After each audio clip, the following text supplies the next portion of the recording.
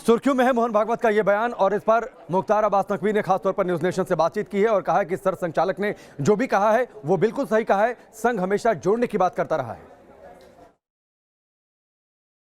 केंद्रीय मंत्री मुख्तार अब्बास नकवी साहब साथ में, उनसे बात करते हैं। नकवी साहब, संघ प्रमुख मोहन भागवत जी ने कहा है कि सभी भारतीयों का डीएनए एक है, इस पे आपके क्या विचार हैं? बिल्कुल ठीक कहा है। देखिए, संघ के विचार समाज को लेकर के, देश को लेकर के हमेशा एक रहे हैं, कभी उसमें कोई बदलाव नहीं हुआ है। लेकिन संघ के विचारों पर विरोधियों का दुष्प्रचार अभी तक हावी होता रहा है। मुझे तो खुशी है कि संघ के प्रमुख लोगों के द्वारा सार्वजनिक कार्यक्रमों के ज़रिए देश को, समाज के सामाजिक सौहार्द को लेकर के, सामाजिक देश की एकता को लेकर, राष्ट्रवाद को लेकर के, भारतीयता को लेकर के जो संघ के विचार हैं वो सार्वजनिक हो रहे हैं। अन्यथा तो अभी तक लोगों के दिलो दिमाग में जहर भरने का काम गुमराही गैंग करता रहा है आज तक। और उस गुमराही गैंग में हताशा इस वक्त इसलिए है कि उन्होंने जो लोगों को परोसा है संघ के खिलाफ नकारात्मक चीज़ें, जहर जो भरा है लोगों के दिमाग में, वो एक्सपोज हो रहा है। अब जो पिक्चर उन्होंने पेंट की थी निगेटिव, आज वो पॉजिटिव हो रही है। तो उनको लगता है कि अरे ये तो अब हम जहाँ जहाँ निगेटिव पिक्चर पेंट करके आए हैं, और जब हम जाएंगे तो लोग जो है वो सूद ब्याज के साथ हिसाब किताब मांगेंगे और हमको दौड़ाएंगे। तो इसलिए उनमें बौखलाहट है, हताशा है, निराशा है। उन्होंने एक और बड़ी बात कही कि पूजा पद्धति अलग चाहे किसी की भी हो, लेकिन हम सभी हिंदुस्तान वाले हिंदू ही हैं।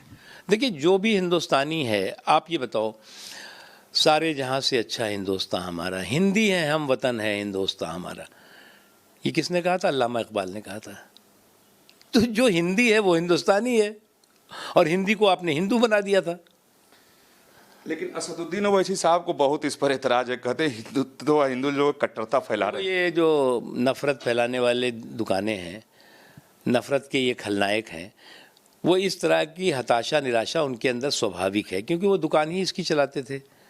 उनका जो है धंधा यही था कि कैसे हिंदू मुसलमानों को लड़ाओ, कैसे देश को तोड़ो, कैसे जो है वो देश के जो अलगाववाद, आतंकवाद को जो है वो समर्थन दो, ये करते रहते थे। इसलिए एक्सपोज हुए हैं ये। तो लगातार प्रतिक्रियाएं सामने आ रही हैं। इस बीच शिवसेना ने संजय राउत ने जिस तरीके से मोहन भागवत के बयान का समर्थन किया है, उससे अटकलों का बाजार गर्म हो गया है। संजय राउत से ये पूछा भी गया कि क्या वाकई एक बार फिर से भारतीय जनता पार्टी के साथ आ सकते हैं। उन्होंने कहा कि हमारे रास्ते अलग अलग हैं, राजनीतिक रास्ते अलग अलग हैं, हमारी दोस्ती आमिर खान और किरण राव की तरह है। तो ये बड़ी खबर है, सुनिए क्या कुछ कहा संजय राउत ने।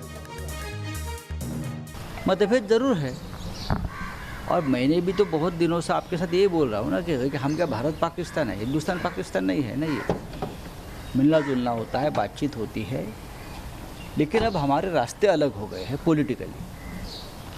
और फडणवीस साहब का भी यही कहना है, राजनीति में अगर रास्ते अलग होते हैं, आप देखो आमिर खान और किरण राव, रास्ते अलग हो गए लेकिन दोस्त है, बोला ना, वैसे है ये, रास्ते अलग है लेकिन दोस्ती कायम, दोस्ती रहेगी राजनीति में। इसका मतलब ये नहीं कि हम सरकार बनाने जा रहे हैं। आपका अगला सवाल का जवाब मैं पहले दे रहा हूँ।